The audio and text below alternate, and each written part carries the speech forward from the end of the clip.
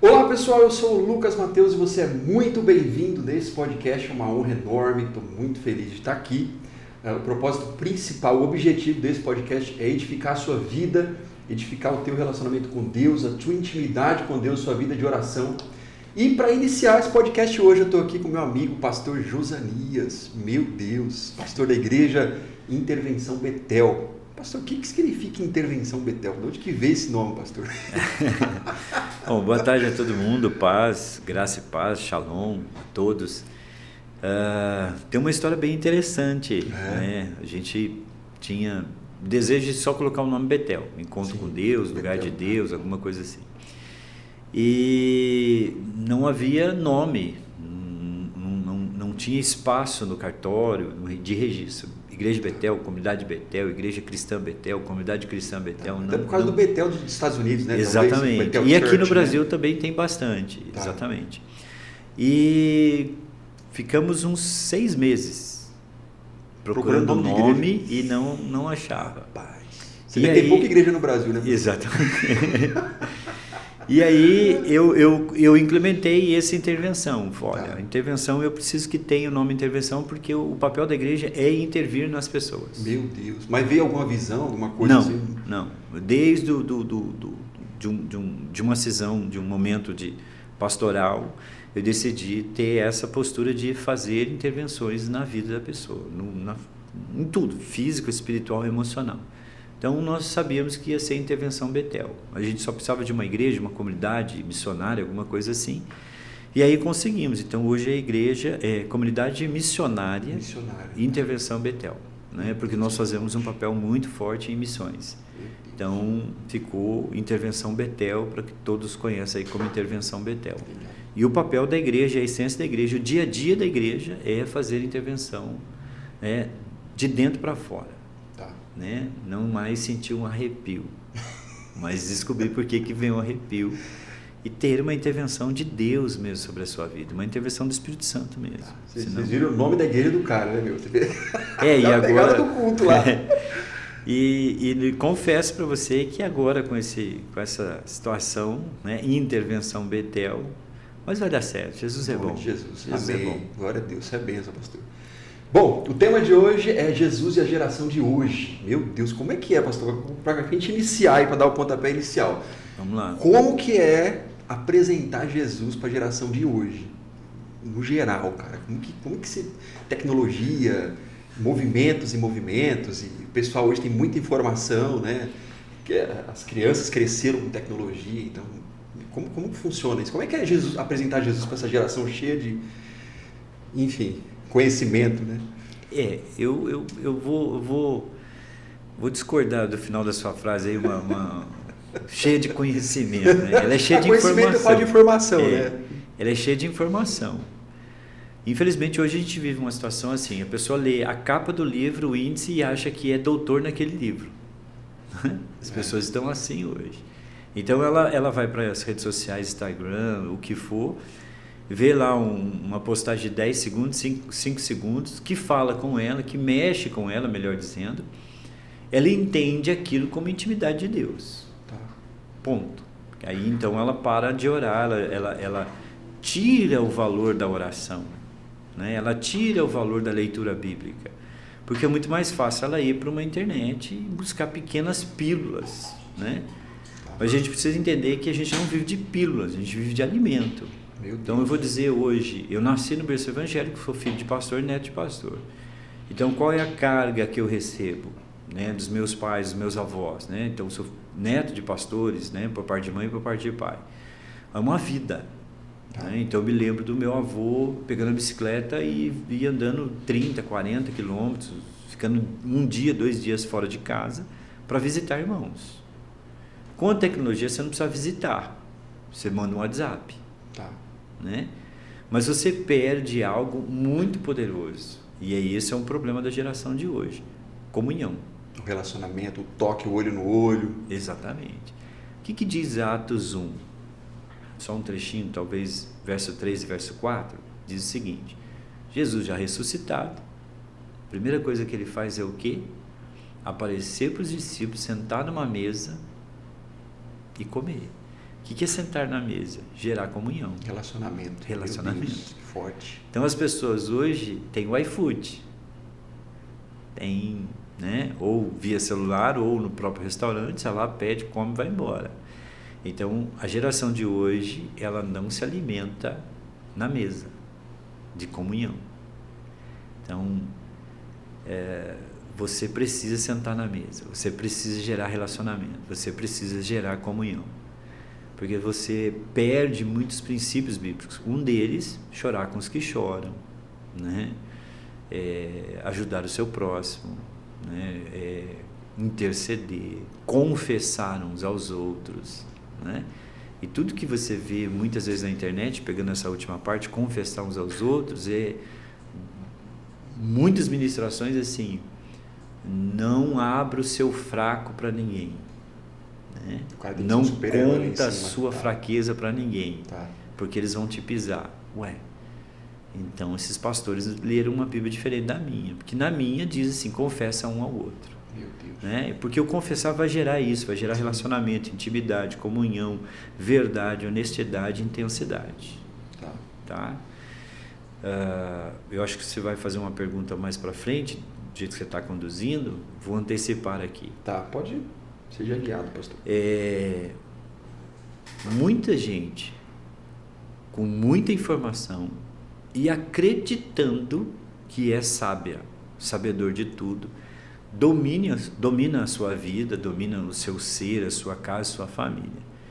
E ele se posiciona o seguinte: é assim que eu quero e acabou. É assim que vai ser e acabou. Então, esse excesso de verdade, essa imposição de uma verdade, ela perde uma essência bíblica, sensibilidade.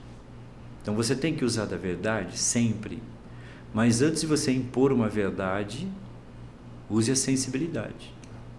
A sua sensibilidade vai expressar a sua verdade. Não é a sua verdade imposta que impõe a sua sensibilidade, que aí na verdade você derruba a sua sensibilidade, você é insensível. Você é insensível. Então é a sua sensibilidade. O que Jesus fazia? O tempo todo Jesus fazia isso. Ele se colocava no lugar da pessoa, a sensibilidade do próximo, e trazia aquela verdade para aquela pessoa. Então, qual que é a diferença de hoje para o evangelho antigamente? Simples, a sensibilidade. Você a sensibilidade espiritual, né? Exatamente. E a sensibilidade do próximo. Tá. Então você olhar para um doente e dizer assim, seja curado, e ele não foi, não é tempo de Deus. Isso é uma resposta muito simples, né? E muito irresponsável, e você lava as mãos. Mas eu tenho ouvido isso a vida inteira. Bota a mão a igreja cheia, não, ele vai ser curado. Aí não foi, não, calma, no tempo certo ele vai ser. Mas não é uma resposta assim, coerente, pertinente para o momento? Assim. Para sair daquela situação é a melhor resposta, né?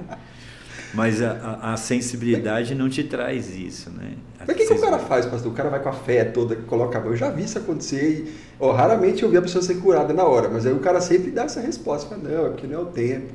E aí, é verdade, então todo mundo fica tranquilo. Falta da sensibilidade, da intimidade com Deus. Meu Deus.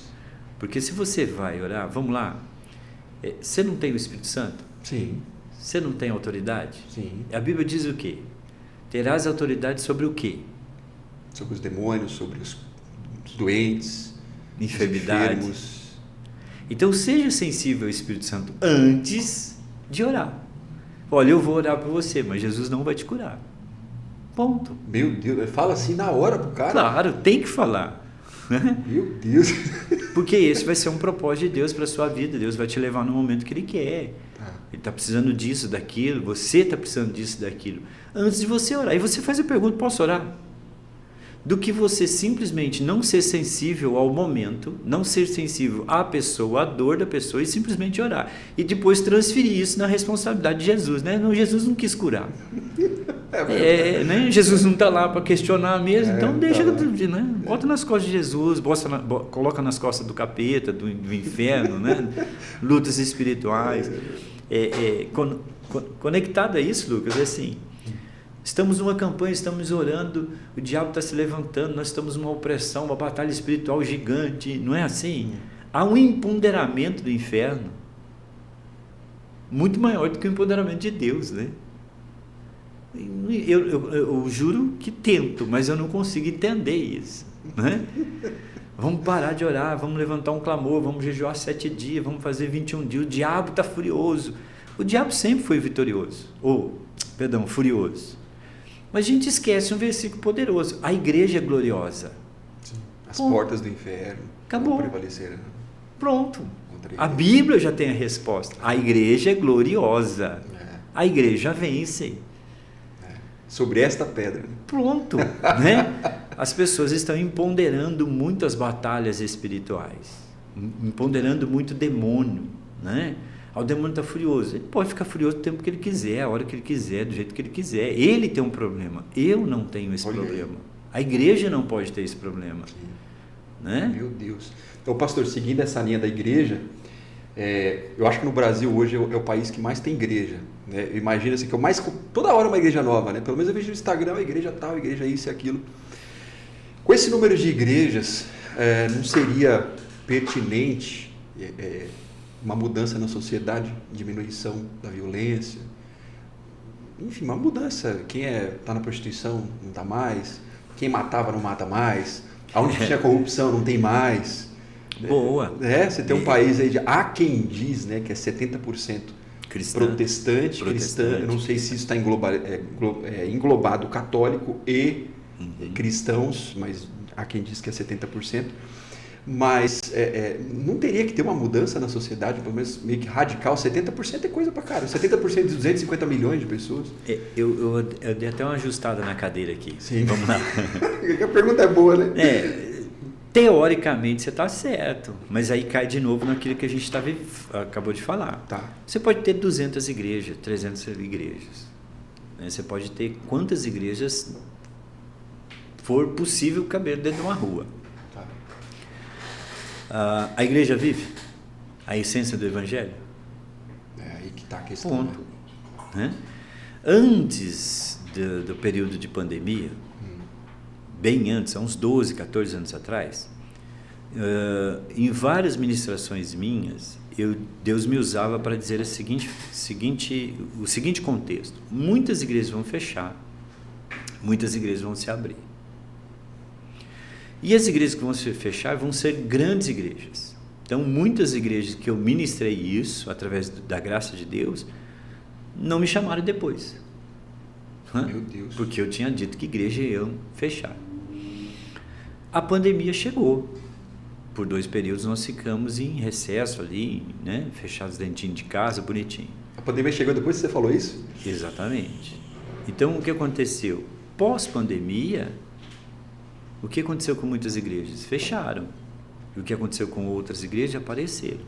E a essência de aparecer e fechar foi muito simples. Quais fecharam? Aquelas que não davam uma comunhão, um suporte ao membro. A nossa igreja, ela ministrou ceia o tempo todo. O tempo todo de pandemia, eu ministrei ceia. Como? Fiz um kitzinho, pão, vinho, escrevi um texto bíblico, fiz um link, falei, clica nesse link aqui, busca essa música, põe de fundo na sua casa e ministra a ceia na sua casa. Então, você receberia lá um kit lá na sua casa para você, para sua esposa e para os seus filhos. E você, como sacerdote, ministra a ceia, porque está na Bíblia. Muitas igrejas disseram, não, o pastor tem que fazer, mas é um caso emergencial. Sim. Tem uma ovelha clamando por uma necessidade de comunhão com Cristo. Sim. Ele pode orar. Tudo bem. Então, tira as desculpas. Vamos para a prática. Anseio, necessidade, desejo, clamor de uma alma. Na nossa igreja, não tivemos nenhum problema. Nós ministramos, o tempo todo de pandemia, nós ministramos ceia. Sim. Só que chegou um mês, eu tinha 6 famílias dentro da nossa igreja, que era o começo da nossa igreja.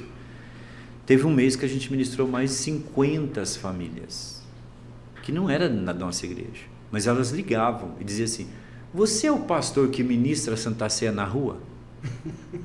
Que entrega a Santa Ceia, né, na nossa casa? E só uma correção. Não existe Santa Ceia, existe ceia.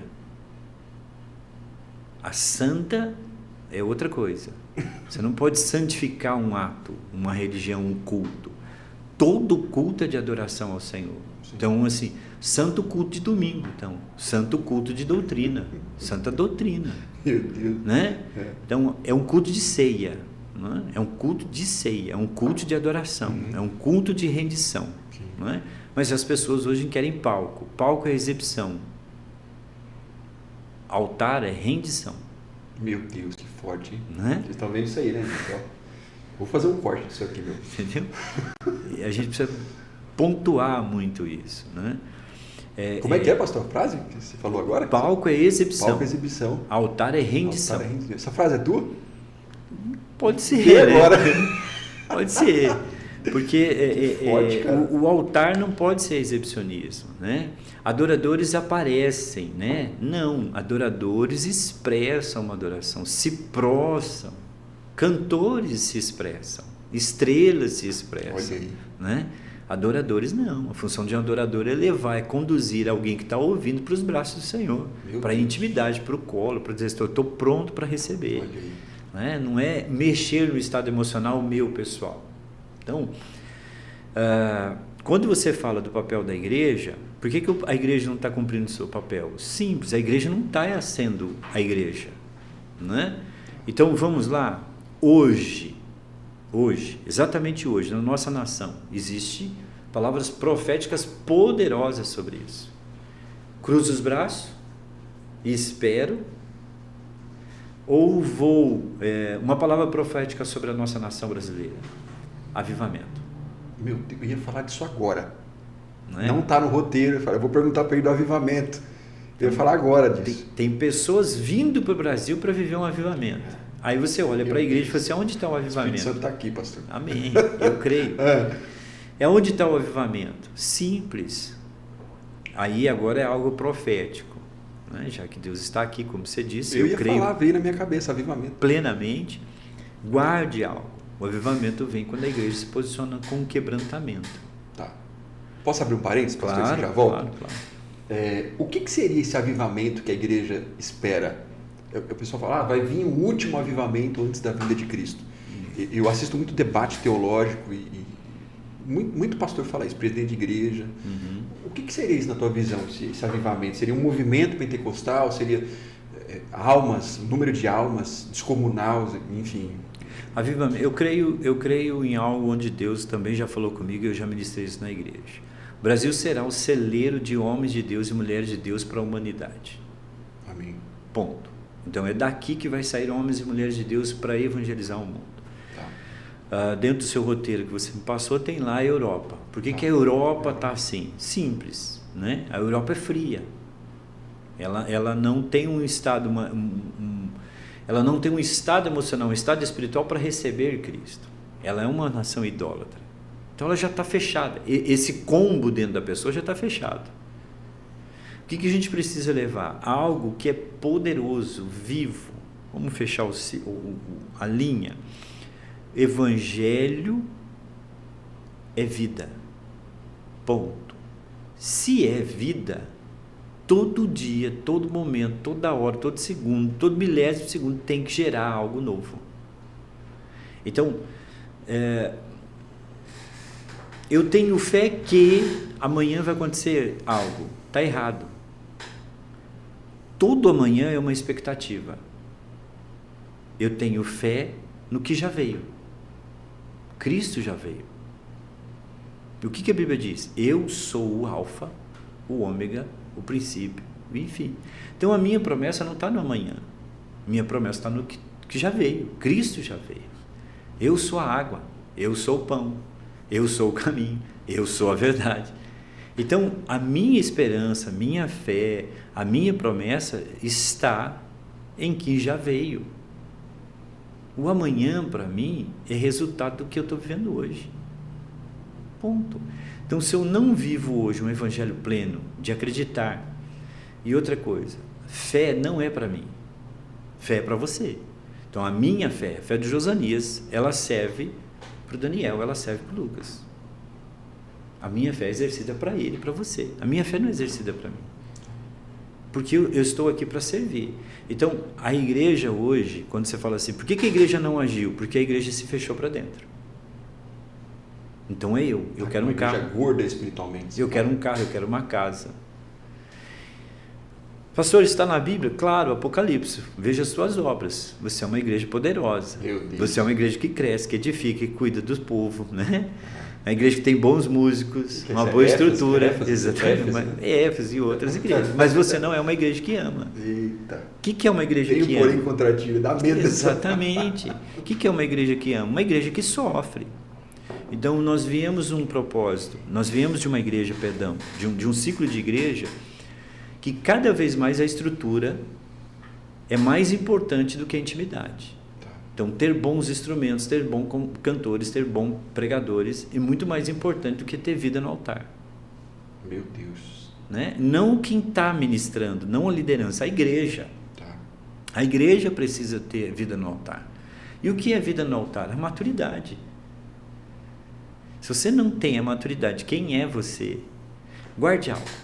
Identidade espiritual, natureza e propósito.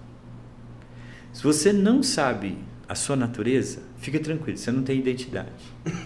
Já não tem o segundo, né? Pronto, você já não tem propósito. Então, pastor, uma das coisas que a gente mais ouve, pastor, ore por mim que eu quero saber qual é o meu propósito. A minha pergunta é, você sabe de onde você veio? Não, então você não tem identidade. Se você não tem identidade, você não sabe a sua origem. Se você não sabe a sua origem, você não sabe o seu destino. Não sabe nem para onde está indo. Você quer aceitar Jesus hoje? É assim que eu já resolvo assim. Você quer aceitar Jesus? E glórias a Deus, tem crentes velhos aceitando Jesus, né? Reencontrando Jesus. Fala que já achava que era crente, mas não era. Exatamente. Porque hoje a igreja está vindo com um histórico do passado. Pastor, como é que é isso? Que eu li um livro que um pastor grande, famoso de Gales, Azusa, flutuava, pegava fogo e tal. Nunca vi. Eu já vivi. Então eu já fui no monte orar e que a gente pegava pedra, gravetos que pegavam fogo e a gente levava para o quarto. Apagava a luz e ficava 2, 3 dias com aquele negócio aceso dentro de casa. Hoje as pessoas querem ser derrubadas. Elas querem ser... registrar, conectar Jesus no meu carro, na casa, num bom emprego. Não tem evangelho nisso. Não tem evangelho nisso. A Bíblia que estão ensinando não é a mesma. Então eu vou dar umas ênfases que talvez muita gente vai criticar aí o seu canal. Por que a gente não prega do adultério de Davi? Por que a gente não prega a mentira de Abraão? Talvez porque não tenha glória a Deus no culto. Exatamente. Mas tem glória a Deus. O porquê mostra uma pessoa de verdade. E a gente criou um monte de heróis na Bíblia. Né? Forte, hein? Aí você faz uma pergunta para todo mundo que vai nos ouvir. Quem morreu na cruz? Foi o homem Jesus ou foi o Deus Jesus? A grande maioria vai responder o homem. Então, mas se o homem morre, não tem nada. Não significa nada. Ah, mas então Deus morreu? Deus não pode morrer. Por quê? Porque se as pessoas aprenderam que Super-Homem não morre, Batman não morre, né? O Hulk não morre, o Capitão América não morre, ninguém morre, super-herói não morre. Então, deixa eu te apresentar Jesus, o maior super-herói da história. Ele morreu só para salvar você. Meu Deus. Olha aí. Pronto. É essa a identidade que você carrega. Então, quando uma igreja não tem a identidade, fica tranquila. Ela não faz o papel dela. Meu Deus. Aí está a sua resposta. Então, você pode ter dezenas de igrejas sem identidade. Não vai. Não vai. Meu Deus. Né? Sem identidade. Tá. Então, assim, você vai num lugar... É forte, hein? Estou vendo aí que você usa Apple. Tem uma identidade? Tem. Você foi viajar agora para o exterior. Fui. Qual a possibilidade que eu tinha certeza absoluta que você ia passar numa loja da Apple? 90% você ia passar, sim, né? tá. Porque você é fã. Sim. Eu fui na casa do Steve Jobs, inclusive. Entendeu? Porque a sua identidade expressa que você gosta, que você gosta do equipamento, que você gosta da tecnologia, você trabalha na área. Então não precisa ser profeta. É só a sua identidade se revelando. Só isso, nada mais do que isso. Né? Acho que tem um testemunho, tomara que eu não erre nesse testemunho. Bora. Melhor, eu vou contar um testemunho do meu pai. Tá. Que aí talvez a gente Talvez não, eu não vou errar.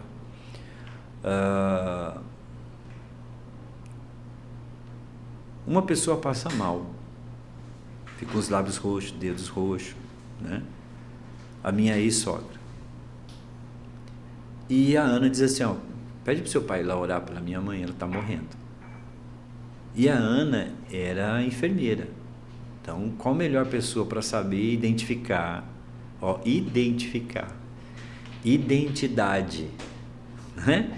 Que a mãe não estava bem, que a mãe ia partir? Ela. Então, corri lá, tá, ó. Pai, meu pai estava em casa, era um quarteirão e meio. Papai, a minha sogra está morrendo, o senhor pode ir lá orar? Ele falou, claro. Aí eu subi. Ó, meu pai está vindo. Tá bom. Só que a senhora estava deitada no sofá falecendo. Sabe aquele 30, 40 segundos que todo mundo deixa passar, mas olha para você assim, dizendo assim, e aí? Tá vindo? Aí eu desci correndo. Papai estava tomando café. Depois bem você tinha chamado ele. Papai é mais calmo que eu, era mais calmo que eu. Aí eu subi de novo, olhei para o papai e ele falou, já estou indo, filho. Aí subi de novo. Pô, meu pai está vindo. 30, 40 segundos depois, aquela agonia de ver aquela senhora desfalecendo. Desci, papai estava no banheiro. Depois que você tinha chamado. Depois que essa era a terceira vez. Estou preocupado com a senhora. E eu, né, aquilo foi gerando muitas situações do meu coração e chegou uma hora que quando ele saiu do banheiro, foi, pai, eu avisei que minha sogra tá morrendo, corre lá. Eu falei, eu já estou indo. Aí eu subi de novo. Não, meu pai já está a caminho. E aí eu vi que ele não estava, eu sabia que ele não estava a caminho, ele ainda estava se arrumando para vir. Quando eu desci para a quarta vez, papai estava debaixo de um pé de ipê, todo florido, amarelo, e eu falei, pai, ela vai morrer. E papai olhou e disse assim, guarde algo no seu coração. Se ela tiver que viver, a morte espera eu chegar. Meu Deus, que forte, hein? Papai colocou os braços para trás, como ele sempre fez, e subiu, caminhando vagarosamente, né? Até chegar na casa da minha sogra. Ao chegar, deu boa tarde para todo mundo e disse assim, vamos orar? E a oração do meu pai foi essa. Em nome de Jesus, fôlego de vida, volte para a glória de Deus. Amém. Ponto. Ela... Voltou. Meu Deus. Arrumou os cabelos, sentou e ela disse assim, vou fazer um café para nós. Depois disso tudo. Se você não sabe a sua natureza, você não vai saber a sua identidade e você não vai saber seu propósito. Meu Deus. O que meu pai sempre me ensinou? Eu sei quem eu sou. Eu sei da minha identidade. E eu sei qual é o meu propósito. Quando você aceita Cristo e crê, aquilo que a gente acabou de falar, o nome de Jesus é para libertação dos cativos, cura dos enfermos, expulsar demônios. Tá claro isso dentro de você? Tá. Então fica tranquilo. Aonde você colocar a planta dos seus pés, vai acontecer algo. Meu Deus. Olha aí. Se não tem isso claro em você, fica tranquilo, nada vai acontecer. E aí você vai transferir. O diabo está furioso, vamos orar? Não é tempo de Deus. Pronto, é muito mais fácil. É esse evangelho raso. Evangelho verdadeiro, você já tem a informação, Deus não vai operar. Não está isso escrito na Bíblia? Tem várias situações escrito isso na Bíblia. Não vou agir, não é para ir, não é meu tempo, não quero, não aceito. Não aceito. As pessoas precisam aprender. Ô pastor, seguindo essa linha, né, da igreja, do evangelho, né, de Cristo e tal, uma pergunta que muita gente tem respostas diferentes, né? Parece até clichê, mas ainda, para mim ainda é uma pergunta importante. O papel da igreja na sociedade. Tem gente que fala, olha, é alimentar os famintos, é dar comida para o mendigo, trazer as pessoas para dentro da igreja? Não, tirar as pessoas da igreja e fazer com que as pessoas preguem para outras pessoas. O que seria? Trazer o Brasil para Cristo? Eu não sei, de repente eu estou sendo muito raso nas minhas respostas, Porque tem muitas respostas para essa pergunta. Eu acho que a mais clichê de todas é essa. O papel da igreja é servir a sociedade, é dar comida para os mendigos. Eu acho que é o que eu mais ouço, que as pessoas mais falam. Enfim, como que você vê isso? Assim? Qual que é a sua opinião com relação a isso aí? Rapaz, eu acho que seu post quase não vai muito longe, não. Vamos lá. O que está escrito na Bíblia? Vamos para a Bíblia? Manual. Regra de vida. Alguém que é a essência da Bíblia, Jesus, disse o seguinte: a fome sempre haverá entre vós. Isso é uma frase de Jesus. Essa fome física, você fala? Física. Física, tá. Então, assim, moradores em condições de rua vai existir para o resto da vida. Nem a sociedade, nem política, nem igreja, ninguém vai saciar a fome da humanidade. Isso não existe. Isso é utopia. Isso é utopia. Jesus disse: fome sempre vai existir. Sempre vai existir isso. O papel da igreja é transformar pessoas. Qual é a oração do Pai Nosso? Pai Nosso que estás no céu, santificado seja o vosso nome, venha a nós o teu reino. Papel da igreja: estabelecer o reino do Senhor na terra. O que é o reino?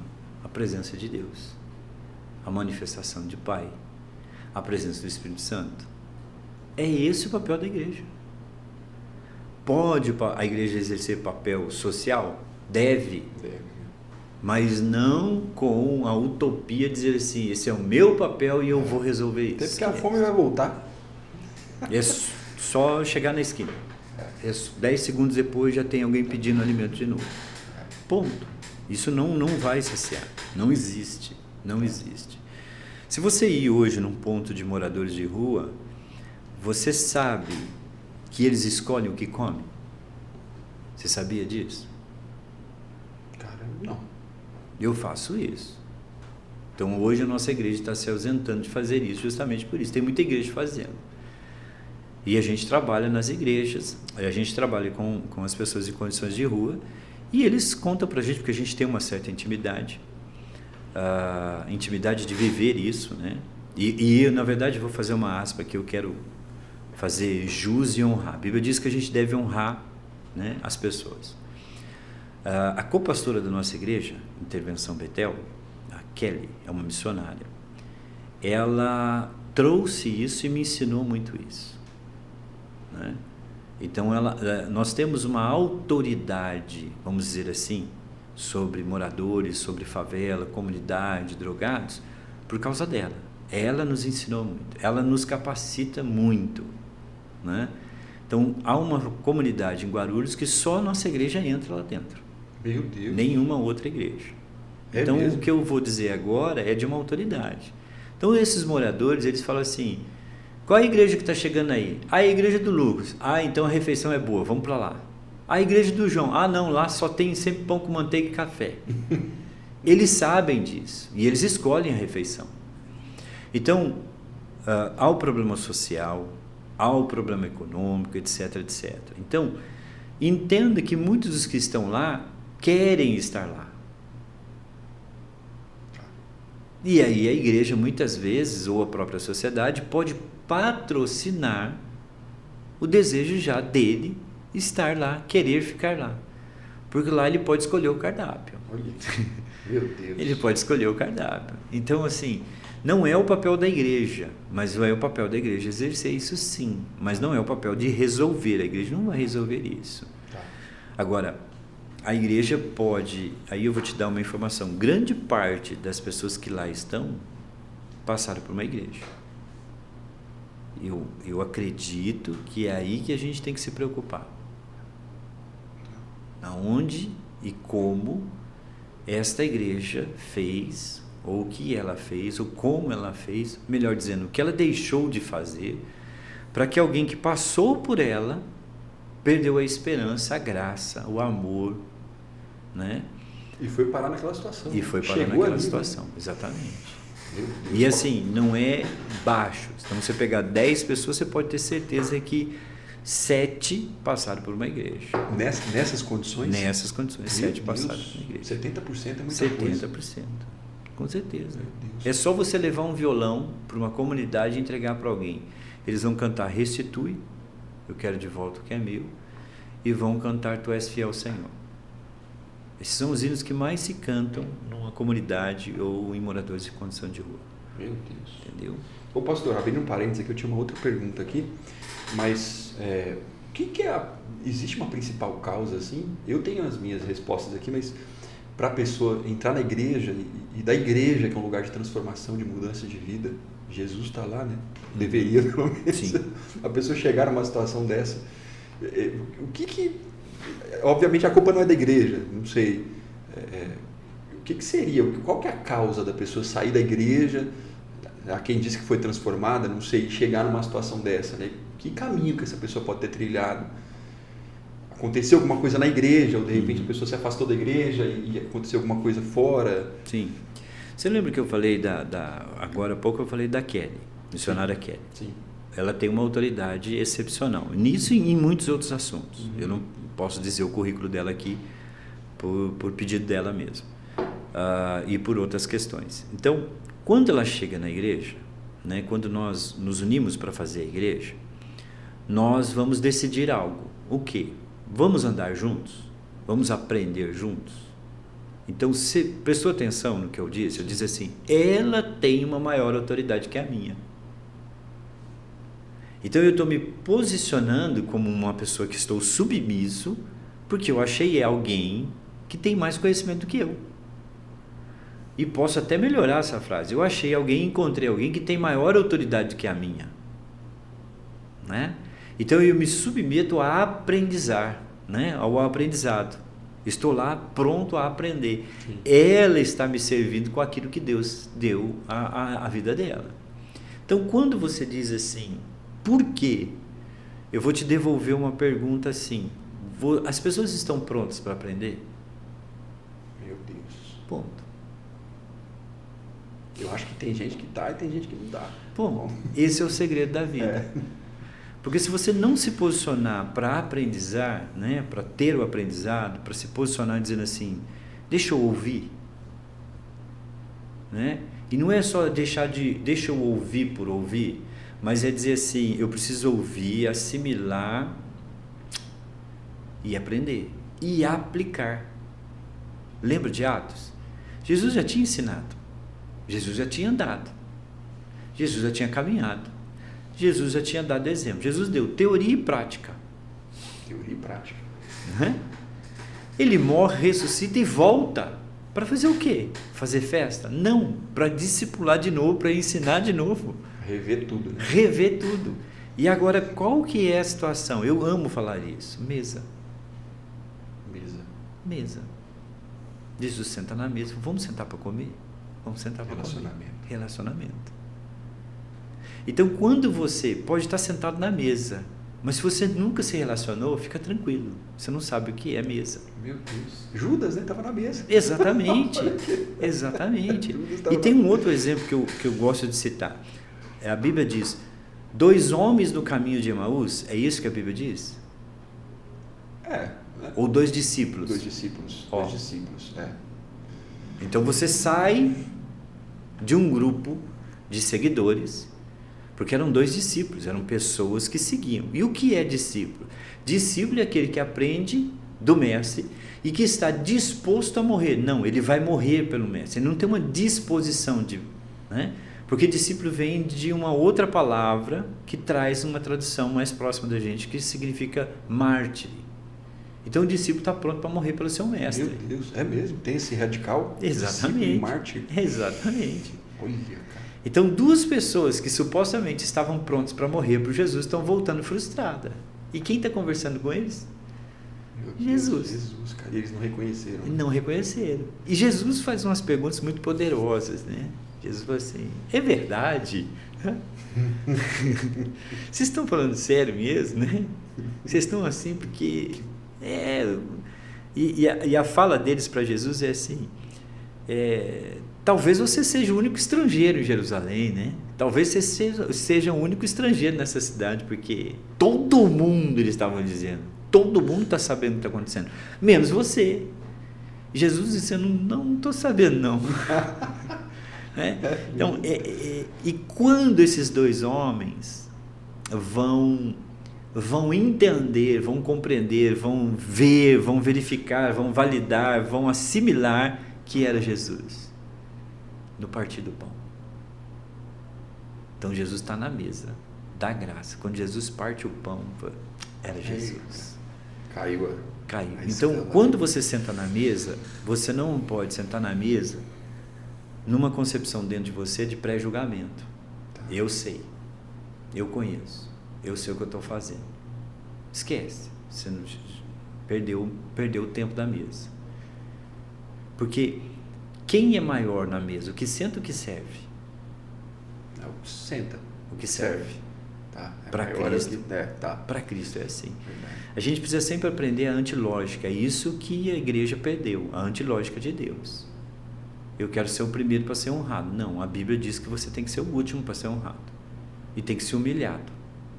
Tem que ser humilhado. Né? A conta de Deus é o contrário. O primeiro é o último é o primeiro, o maior é o menor é o maior. Né? Si mesmo se humilhar. Né? Entendeu? Então a antilógica de Deus nós estamos perdendo. Então eu quero me posicionar como primeiro, eu vou ser o último. Me posiciono como o último. Me posiciono como servir. E aí Deus vai fazer algo. Possivelmente, se ele se lembrar, está em Hebreus. Então nós estamos perdendo esse papel, não é? Essa essência de sentar na mesa. Então quando eu sento na mesa, eu sento para aprender. E guardo meu coração, recuo com as minhas críticas, recuo com os meus pré-julgamentos, eu recuo. Eu preciso recuar. Então eu não posso sentar aqui, conversar com você e pré-julgar você que você está querendo fazer algo para se aparecer. Mesmo eu tendo aceitado ser o primeiro e ter dito um discurso com você, obrigado, que honra. Mas se eu sentei aqui com pré-julgamento, fica tranquilo, todo o resultado desse fruto que nós estamos semeando aqui não vai ser nada. Meu Deus. Agora, quando você me diz, eu digo, não, benção, obrigado pela honra, e eu sento aqui para receber a semente do seu coração e dar a minha semente para você, isso é o propósito. Hoje aqui, existe um propósito meu para com a sua vida. Eu vou te entregar tudo que tiver aqui dentro, eu vou entregar. Glória a Deus. E você tem um propósito para mim. Amém. E as pessoas que estão nos ouvindo têm propósito. E o Daniel que está aqui, está só ouvindo, tem um propósito. E ele tem um propósito na minha vida, ele tem um propósito na sua, você tem na dele, eu tenho na dele. Até o final desse bate-papo, a gente tem que cumprir nosso propósito. Forte, hein? Acabou. Se eu não cumprir a minha parte, fica tranquilo, essa conta ficou comigo. Por isso a Bíblia vem assim, o que a Bíblia diz? Um fazendeiro foi viajar, ele vai voltar. Ele vai dizer o quê? Deixa eu ver o trabalho das suas mãos. Pronto. Olha aí. Né? E o trabalho das minhas mãos... exatamente. O trabalho das minhas mãos, como pastor há mais de 26 anos, 27, não é fazer culto, não é pregar. Lucas, pregar é a coisa mais fácil do mundo. Você preparou? Agora tem o chat GPT, esboço, como pregar sobre santidade. Acabou. Não precisa nem orar, né? Acabou. Pregar é a coisa mais fácil do mundo. Tocar, você é músico, e eu te conheço, você é um excepcional músico. Você tem lá um UBS, tem outros softwares de desenvolvimento musical, você tem essa capacidade. Fazer música hoje, qual o grau de dificuldade que é? Tranquilo. Tranquilo. Então, adorar é simples, pregar é simples, o difícil é ser. Porque a minha pregação não está no altar. O altar é a minha rendição. A minha pregação está aqui agora. Como, por exemplo, Daniel está nos ouvindo ali, várias vezes eu percebi que ele sentiu a presença do Senhor ali, se constrangeu o seu coração, virou para lá, virou para cá. Isso é pronto. Estou cumprindo o meu papel. E o que o Espírito Santo lasque com a vida dele, ué. Entendeu? Ele que se resolve com o Espírito Santo e o Espírito Santo se resolva com ele. Pastor, você entrou num ponto que eu queria. Transformar pessoas é o maior propósito da igreja? É o maior. É o maior propósito da igreja. No tempo da pessoa, no seu tempo e no tempo do Espírito Santo. Eu fiz a pergunta errada. É o maior desafio da igreja. Exatamente. É o maior desafio. É o maior desafio. E as pessoas estão num ciclo repetitivo de burrice. Burrice. Ela sabe que aquilo não dá certo, mas ela continua insistindo. Eita. Aí você só tem que direcionar ela, né? Dar o destino para ela. Eu falei outro dia para uma pessoa, vou te fazer uma pergunta. Você sabia que ovelha dá cabeçada? Sim, ovelha da cabeça. Você fala ovelha no sentido ovelha, literal? Animal. Animal? É. Não sabia não. Ovelha da Eu pensei cabeçada. que você tinha falado ovelha. Não, ovelha da cabeçada. É que a igreja ensinou que a ovelha pra gente é tudo aquele bichinho que não faz nada, que não move pra nada. O lobo vai lá e... Né? Quem é que come? O lobo mau, a ovelhinha... Não, a ovelhinha, se você virar as costas, ela te dá cabeçada. É mesmo? Por isso Jesus disse, eu sou o pastor de ovelhas. E fica tranquilo, no dia que eu der as costas, elas vão dar cabeçada em mim. Tá certo. Por quê? Porque o ser humano é assim, Lucas. Lembra do pré-julgamento? Eu tenho um pré-julgamento. Nós temos um pré-conceito de todo mundo. Isso aí por causa da minha, exatamente, por causa da minha cultura, por causa de como eu fui criado, da minha religiosidade, dos meus traumas, né? Por exemplo, uma frase para a gente entender rapidamente. Quantas vezes você ouviu de alguém assim, eu vou me casar, mas eu sei que eu vou me separar? Ô, louco! Aí você fala, mas por quê? Não, porque meu pai se separou, meu irmão se separou, meu time se separou, meu padrasto se separou, todo mundo se separou, então eu vou me separar. Herança espiritual aí, não. Então, isso eu nunca ouvi, não. Não existe herança espiritual, não existe, agora vai lascar mesmo. Não existe maldição hereditária. Eita, não existe. Meu Deus. Jesus Vamos abrir morreu. um parênteses aqui, gente? Vocês permitem a gente abrir um parênteses aqui? Você permite? A gente está falando sobre Jesus e a geração de hoje, mas esse é um ponto bacana, né?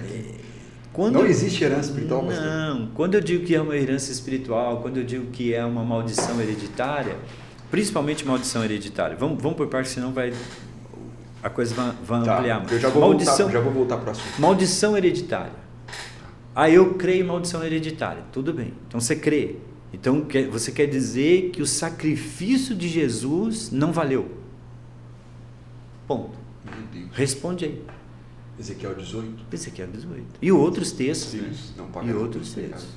Mas, por exemplo, o fato do senhor ser pastor, filho de pastor e neto, não é uma herança espiritual? É uma herança debaixo de uma palavra profética. Tá. É diferente. É outra coisa. É outra coisa. Porque senão eu vou acreditar que aquele Zé Mané do filho do pastor que ele criou, mimado, ele tem um chamado pastoral. Não tem. Eita. Ele poderia até ter. Outro... Mas a criação do pai e da mãe mimaram ele vai ser um péssimo pastor, um pastor mimado, vai tratar uma igreja mimada, no dia que a igreja não atender ele se frustra. Eita. Aí você vai ver outra coisa, pastores se matando. Meu Deus, cara. Não é? E aí você vê uma igreja... Já que você quer uma polêmica, vamos lá. Eu sou um pastor de uma igreja, Intervenção Betel, onde tem Capão, Suzano e Guarulhos. Tá. E dou paternidade para outras igrejas. Cristalina, São Luís do Maranhão e outras igrejas. Ok? Dou paternidade. Cobertura espiritual. Cobertura espiritual. Tá. Esse tema paternidade, quem pratica, a grande maioria, exige que os filhos chamem o pastor de pai. Certo? Já ouviu isso? Já. Não sabia que era eles, mas eu já ouvi. Não, é o próprio líder que exige, né, que chama o pastor de pai e a pastora de mãe. Se isso houvesse uma base bíblica, então, tecnicamente, Deus seria quem? O avô? E aí, tá certo isso? Vô nosso que está no céu. Exatamente. Então, eu dou paternidade, mas não admito que ninguém me chame de pai. Não, eu não sou seu pai. Eu sou seu pastor. Eu te dou paternidade. Pode até ser um pai espiritual? Posso, mas não transfira para mim entendo. algo. Porque senão, nós estamos falando de espiritual, senão Deus vai ser... E Jesus é o meu irmão mais velho? Talvez sim, talvez não, porque aí já me gera dúvida nessa concepção teológica diabólica. E aí Deus, então, é avô de todo mundo, Simples. Caramba. Né? Se eu sou pai e Deus é meu pai, o pai do meu pai é seu avô. Avô nosso. Entendeu? Então, o papel da igreja foi se perdendo justamente por isso. Por isso a gente não vê milagres nos dias de hoje, como a gente viu antigamente. Mas existe. Tá. Eu quero falar uma palavra profética. Ainda nós temos 7.000 profetas que não... Amém. Né? E se prepare, quem estiver ouvindo a gente. A igreja está se levantando. Amém. Os profetas estão se levantando. E o avivamento já está acontecendo. Já está acontecendo. Olha aí, gente. Ó. Tá. Recebe aí, hein? É isso aí. É só você sondar o seu coração, Lucas. Sonda o seu coração e veja quanto tempo você tem o desejo de abrir, de ter esse podcast. E quanto você penou, lutou para ter. E por que está acontecendo agora? Porque agora é o momento. Agora é o momento. Ponto. Agora é o momento. E você vem com algo já dentro do seu coração. O que você vem? Será um canal para levar Cristo, de verdade. Né? Isso está dentro de você.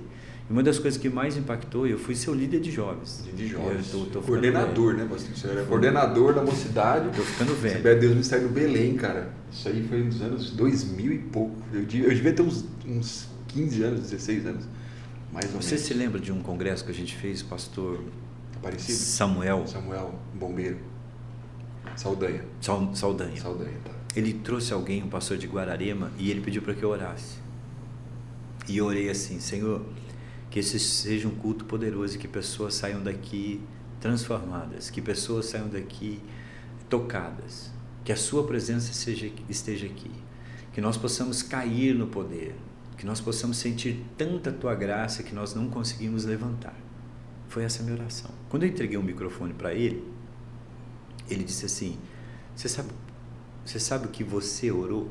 Eu falei: sei. Ele falou: pois vai acontecer. Meu Deus. Você lembra? Que a gente levou carros e carros, pessoas para casa. Porque as pessoas não conseguiam ir até o carro. Eu estava lá. Teve batismo com o Espírito Santo. Entendeu? Então, é isso. Uma igreja que sabe a sua natureza, a sua identidade, sabe o seu propósito. E o meu propósito não é meu. O meu propósito é o seu. Amém. Eu estou aqui para servir o teu propósito. Ponto. Isso precisa estar claro. Não estando claro isso, a gente mistura tudo, faz um angu de caroço e perde os papéis de todo mundo. Tá. Pegando esse gancho, propósito de levar o evangelho, tem muita gente que se diz cristão, mas é o cristão online. Ele não tem uma... Eu conheço. Bastante. Eu conheço. Eu não conheço muito, mas eu conheço alguns. Ele é da igreja, eu sou da igreja tal, tem placa, a igreja dele tem igreja física, tá? Tem pastor, mas o cara não vai para a igreja. A pandemia acabou e ele é membro na casa dele. Ceia na igreja, oração na igreja. Ele não vai para a igreja é na casa. Certo? Ele assiste online o culto. Ele não vai lá, mas é de lá. Como que você vê isso aí? Péssimo. Péssimo. Ele não é considerado um membro da igreja? Eu não vou nem entrar nesse mérito de... Da dízimo, oferta, então, enfim. eu não vou entrar nesse mérito porque o pessoal vai criticar seu canal. Né? Porque tem pastores que vão dizer assim, ele dizima, ele oferta, ele é membro. Né? Então ele é tratado mesmo como dizimista e ofertante. Vamos lá, Lucas. Se essa pessoa tiver o início de uma depressão, quem cuida? Meu Deus, hein? Quem cuida? É online, né? Quando nós sentamos na mesa, eu bato nessa tecla o tempo todo. Quando eu sento na mesa, está aqui o Daniel, está aqui, antes de arrumarmos aqui, ele disse uma coisa bem clara, falou assim, a câmera está na altura dos seus olhos. Mesa é o quê? É a altura dos olhos. Mesa é me igualar a você para servir você. Quando ele se isenta da mesa, como é que eu cuido? Como eu sei das dores dele? Aí eu vou medir ele como? Ele entrega dízimo e oferta, ele está bem. Ele não está bem. É a mesma coisa, se pastor, eu não paguei o dízimo mês passado, esse mês, mas eu vou pagar tudo agora. Eu falei, não. O dízimo você dá quando você ganha. Aqui não é agiota. Eu não sou um banco, eu não sou agiota. Eu sou uma igreja. Que não é agiota. Você não pagou o dízimo, o problema é seu. Mas eu vou pagar 3 meses. Eu não quero receber os seus 3 meses. Eu quero receber, a igreja, quer receber o dízimo de agora. Você tem o dízimo de agora? O dízimo desse mês? Tem. Então você paga desse mês. Mas e do mês passado e do outro mês? Não sei o que você vai fazer com ele. Você tem um problema com Deus. Vai lá e conversa com Deus, se vira com Deus. Então, essas coisas simplórias, do jeito que eu estou falando, transfere isso para um estado emocional. Transfere isso para dentro da casa, para dentro da família. Então a pessoa vai estar lá em casa desejando de um abraço. Onde que ele recebe um abraço? Meu Deus, respondeu a pergunta. Bom, respondeu a pergunta. Geração de doenças emocionais. Eu entrei no outro nicho que é super importante. Nem está aqui, mas foi bom ter falado isso aí. A igreja está doente, pastor, emocionalmente? Sim, porque a igreja está perdendo o toque. O abraço, a mesa, o olhar, a lágrima no olho. E o olho revela muita coisa. Né? Muito. O corpo você olha para o cara, você fala, meu... A Bíblia diz assim, guarda o teu coração, porque dele procede... saídas da vida. Pronto. Meu Deus. Como é que eu vou sondar o seu coração? Nós estamos em 3 aqui. Eu amo fazer isso. Eu amo. Então, olha, lá vem. Estamos em 3. Você que está nos assistindo, faça esse teste. Você é capaz de olhar para uma pessoa e ver a alma dela? Como crente? Você é cristão, crente, fiel, dizimista, ofertante, adorador, pastor, ministro. Você consegue olhar para o seu irmão e falar assim, eu estou vendo a sua alma. Meu Deus, pastor. Ah, não pode, não dá. Então, aceita Jesus, se quiser ir na nossa igreja, Rua dos Crisântemos, 231, Jardim Bebedouro, Guarulhos. Porque se você não conseguir ver a alma do seu irmão, você não entendeu qual é a sua natureza, qual é a sua identidade, qual é o seu propósito. Eu não estou aqui, a igreja não está aqui para cuidar do físico. A igreja está para cuidar da alma. Então, se eu não sei identificar uma alma, que igreja eu sou? Então, todo mundo é um pastor em potencial, né, pastor? De certa forma, não estou dizendo radical. Sim, no título. Você olha, você identifica, você vai cuidar dela, você é um pastor. A Bíblia diz assim, ide os pastores e pregai o evangelho? Não. Pronto. É que a gente inverte os valores. Quer ver um valor? Já que você gosta de polêmica, vamos chutar logo o balde, falar né? algumas coisinhas, né? A Bíblia diz assim, ensine, discipule e batize. Ou a Bíblia diz assim, batizai e ensinai. E o que a gente faz hoje? Discipular, né? A gente discipula e ensina, e aí se ele estiver preparado, a gente vai e batiza. Sim. Mas a Bíblia não manda você fazer isso. A Bíblia manda você batizar. E depois você ensina. Até porque Filipe na carruagem, né? Como não há quem pregue para mim, desceu. É porque ensinar é escravizar ele para mim. Olha, doutrinar ele. É doutrinar ele para mim. Meu Deus. Para minha liturgia, para o meu ambiente. Para minha liturgia, liturgia, para o meu ambiente, para minha igreja, para o meu propósito. E aí não é o propósito de Cristo. Meu Deus. Pronto, é simples assim. Então, aí vamos uma pergunta poderosa. Você, doenças emocionais. A sua pergunta, está relacionada à sua pergunta. Quem está lá em casa. Você que está aí na sua casa. Tem igreja, mas não assiste. Você está preocupado com o quê? Então você está preocupado... Segura aí, Daniel, perdão, escapou. Eu não vou porque eu não gostei do pastor. Eu não vou por causa da política. Eu não vou por causa da fofoca. Eu não vou porque a parede é preta. Eu não vou porque o som é alto. Eu não vou porque a irmã não me cumprimentou. Eu não vou... Então, tudo isso governa você. Vou dar uma... simplificar, né? A roupa que você usa... eu vou comprar isso porque fulano... Né? Melhor, não vou por isso porque fulano vai falar mal. Então, quem está governando a sua vida? O fulano. O fulano, é o outro, né? É o outro. Porque você está deixando de fazer algo porque você está preocupado com o outro. Você está deixando de ir para a igreja porque você está preocupado com alguma coisa que está lá. Então, aquilo que está lá governa você a ponto de impedir que você vá para a igreja. E impede até de você mudar de outra igreja. Já que essa igreja não funciona, não serve para você, nenhuma, né? Mude de igreja, vá para uma outra igreja. Mas, lógico, não procure uma igreja perto da sua casa, procure uma igreja perto da Bíblia. Né? Essa é uma frase que eu vi na internet que funciona muito bem. Procure uma igreja. Mas quando você não procura uma igreja, é porque aquele problema que tem naquela igreja governa a sua vida a ponto de travar você. Meu Deus. E guarde algo. Eu falo muito isso na igreja. E isso está dentro de um comportamento humano. Quando nós assumimos um papel, não quero ir na igreja, não vou na igreja. Fica tranquilo, eu vou contar qualquer história para defender essa minha posição. E ao longo do tempo a história vai ficar tão verdadeira que ela vai ficar até santa. Eu vou santificar, vou colocar Deus nisso. É que eu senti de Deus, aí ele fica. Então ele já botou Deus num lugar que não era para colocar, mas para validar o posicionamento dele. Então ele criou uma história, e a história se tornou verdadeira para ele, e agora a história já é até santificada já. Pastor, uma coisa que é muito interessante, até uma experiência minha pessoal, que eu costumava separar, né? Por exemplo, doença emocional, eu vou para terapia. Né? Faço terapia, se tiver que tomar uma medicação, alguma coisa. A questão, problema nicho espiritual, eu vou para oração. A pergunta é a seguinte, isso aqui nem está no roteiro também, acabei. É possível eu direcionar a oração para uma situação emocional? É necessária. É necessária. Eu fiz terapia há muito tempo, quase 5 anos, e que os profissionais sempre me falavam, olha, você tem que tratar emocional com ferramentas emocionais. Isso você fez, né? Você é coach, né? Você fez a questão da PNL, né? Sim. Personalidade e tal. Então, emocional eu vou para o nicho emocional, espiritual eu fico na oração.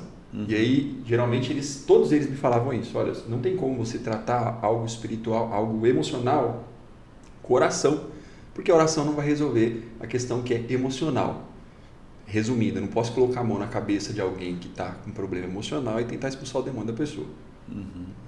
Então, acho que acabei colocando 2 pontos aí. Eu vou separar. Então, é possível eu tratar algo emocional com oração? Ou é uma coisa, outra coisa? Ou a oração exaure? Tudo isso aí. Muito. Cara, de todas a pergunta mais poderosa que você fez, que a gente conversou, perdão. O que a Bíblia diz sobre nós? Nós somos tricotômicos. Corpo, físico, alma e espírito. E a plenitude de Deus na minha vida vai acontecer quando? Vai existir quando? Quando essas 3 estiverem bem. A alma, o espírito e o corpo. Então, se esses 3 não estiverem bem, fica tranquilo, não vai dar certo, vai dar errado. Ou vai dar capengando. Então, eu preciso cuidar do meu corpo, preciso me alimentar bem. Eu preciso cuidar da minha alma, eu preciso cuidar do meu espírito. Ponto. A oração faz isso? Com certeza. Senão Jesus não ia mandar, a Bíblia não ia mandar dizer assim, entra no teu quarto e fecha a porta. A Bíblia não ia nos ensinar, lance sobre ele toda a vossa ansiedade. Olha então, olha.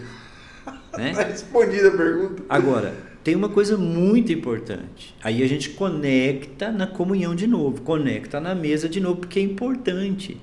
Se você é doente emocionalmente, mas não participa da mesa, fica tranquilo, você vai ter que passar num terapeuta primeiro, num psiquiatra, num psicólogo. Porque a mesa está ausente de você. Então, Deus usa esses instrumentos também. Com certeza. Então você vai ter que procurar outra mesa. Aí você tem um risco. Porque qual é a fonte da psicologia, da psiquiatria, da psicanálise? É Bíblia? Não. Então você vai receber sementes ruins. Né? Sementes que não vão fazer tanto resultado. E quando você voltar, entre aspas, está curado, né? E você voltar para o seu altar, como é que você volta? Você volta com essas sementes. Que não tem nada a ver com... Exatamente. Então, a ausência de igreja, e aí não é físico, tá? Não é templo. A ausência de comunhão de igreja, de irmãos, vai te matar. É só dar um tempo. Eu preciso de igreja. Nós precisamos de igreja. Relacionamento. Nós não fomos feitos para viver sozinhos. Olha para a Bíblia. Adão pecou? Sim. O pai deixou de descer? Não. O pai deixou de procurar? Não. Meu Deus, É que a gente tem uma concepção de que Deus castiga. Não, Deus castigou Adão, tirou ele do jardim. Eu posso ter uma outra concepção disso, eu posso mudar uma perspectiva disso. Um pai tão cuidadoso que deu um jardim para ele morar, que ele não conseguiu morar e Deus já sabia. E um pai que diz assim, já que o meu filho não vai morar mais aqui, ninguém mora. Agora, para morar nesse jardim, será todos meus filhos. Olha, todo mundo junto. Que isso? Isso é atitude de um Deus, atitude de um pai. É o pai, Pronto. tem um amor. Exatamente. É. A gente perdeu essa essência de pai. Olha.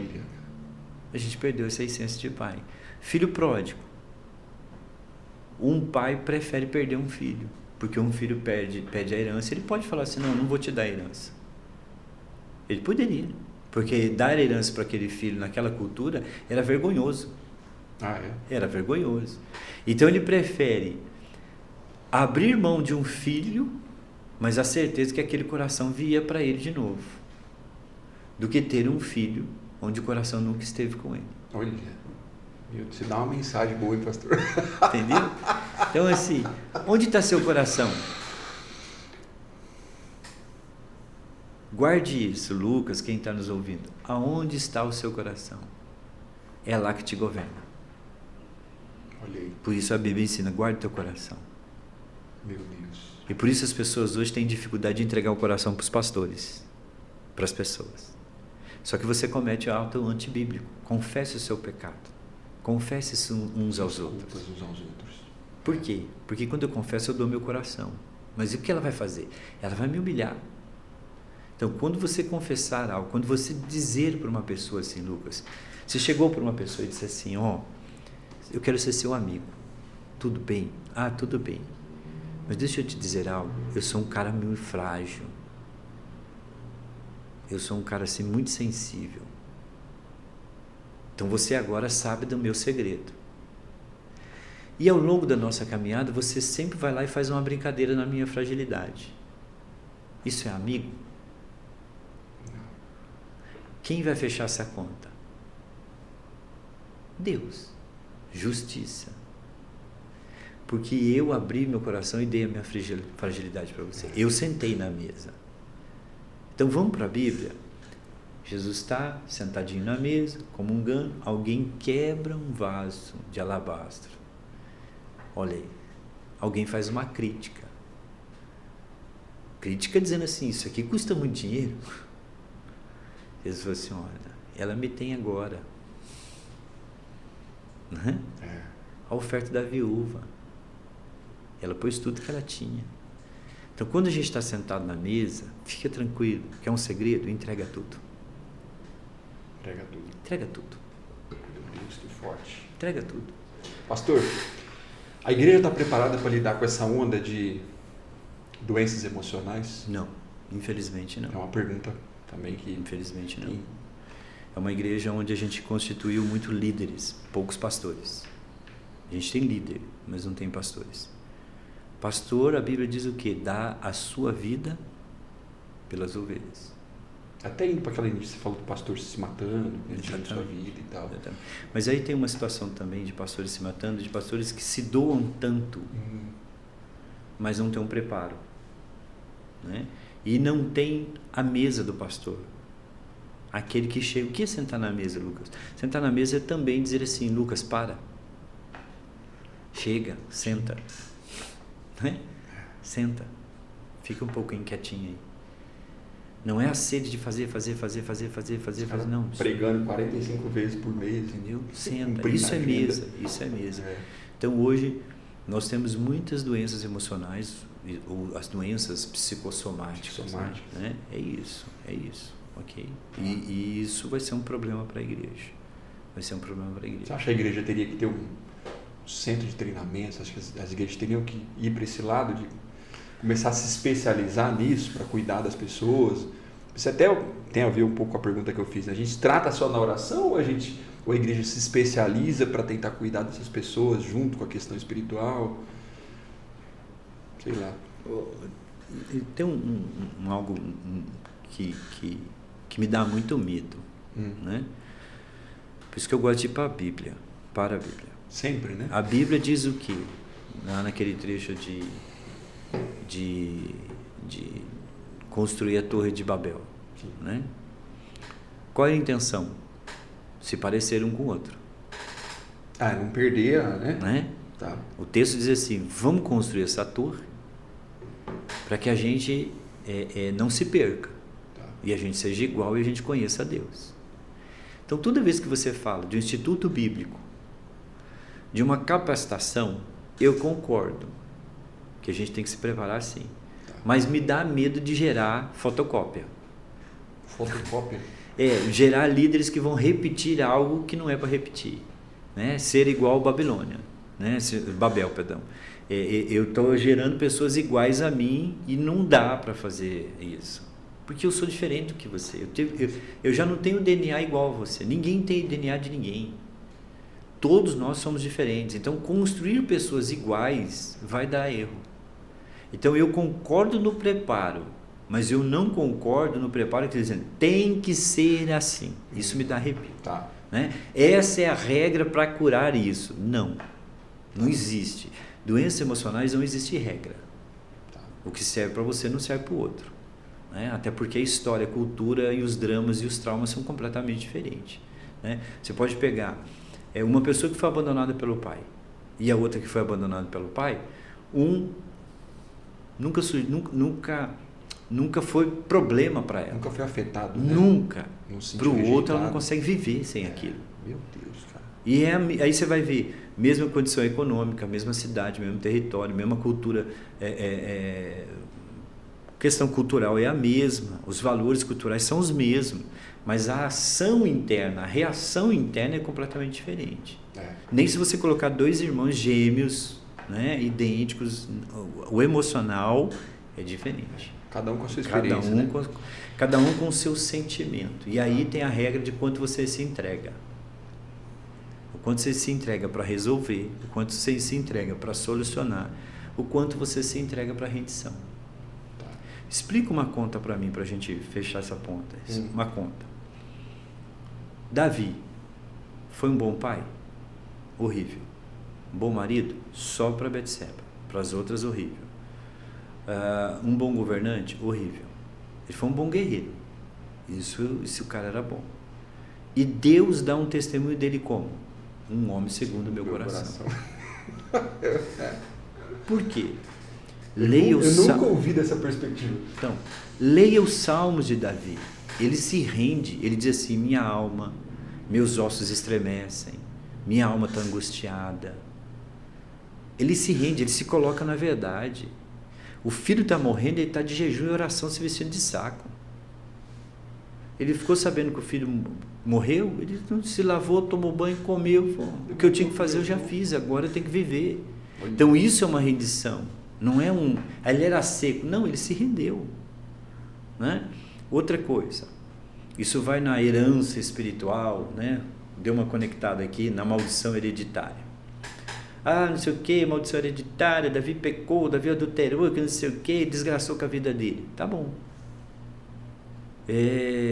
O filho do adultério, que todo mundo faz crítica e se confunde, o filho do adultério, o fruto do adultério morreu. Quem herda o trono? Salomão. Filho de quem? De Betseba com Davi. Ponto. Porque a única pessoa que ele amou foi Betseba. E quando ele leva o filho para Natã, os rabinos dizem assim, que ele leva através da esposa de Betseba, falou assim: vamos entregar nossa filha ao Senhor, como bondade dele para conosco. Olha, não era o filho de Urias, né? Nossa, meu Deus. E aí os rabinos ensinam o seguinte: quando eles entregam, o profeta diz assim: foi aceito. Então o nome dele vai ser Salomão, a bondade de Deus. Olha. Que isso. Cadê o fruto do adultério agora? Deus sempre vai apagar o seu pecado com uma história vencedora, uma história de frutos, uma história abençoadora. Amém. Sempre. Amém. Mas você precisa se render. Amém. E se render é isso, é sentar na mesa de verdade. Por isso você precisa de uma igreja. Meu Deus, é forte, Brasil. É isso aí, gente. Nosso tempo aqui se encerrou, né? Eu queria... Dá tempo para fazer uma perguntinha, que é a última? Tem 7 minutos. 7 minutos? Vamos lá. Dá tempo. A pergunta top aqui. Pastor, para encerrar aqui, características de uma nação, vou usar nação aqui, vou usar igreja, vou usar nação, transformada Felicidade. pelo Evangelho, transformada por Jesus. Bíblia, felicidade. Feliz a nação, cujo Deus é o Senhor. ponto. A principal característica de uma nação transformada o fruto, população. vamos dizer assim, o fruto de uma nação transformada, de uma nação alicerçada na palavra ou vivendo algo de Deus, é a felicidade. Como eu chego lá? Rendição. Eu preciso me render aos pés do Senhor. Eu preciso me entregar. Coração contrito, quebrantado. Isso fecha a conta, isso é avivamento. Avivamento não é barulho, avivamento é rendição. Olha aí. Avivamento é se prostrar.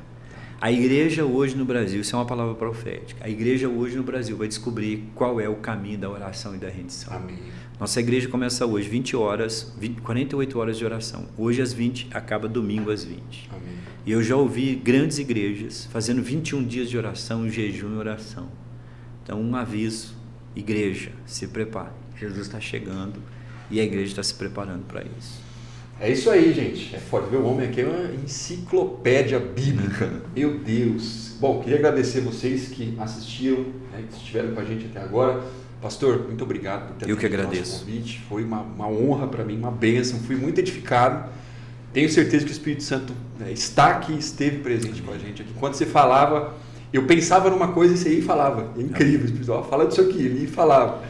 Então isso é realmente uma característica de realmente o Espírito Santo estava aqui e operou. Tenho certeza que você foi edificado. A ideia sempre é essa, edificar a sua vida, que você melhore o seu relacionamento com Deus, que você esteja cada vez mais próximo do Senhor através desse podcast, através das experiências que vão ser relatadas. Ok, gente? Obrigado. Se inscreve no canal, compartilha, comenta.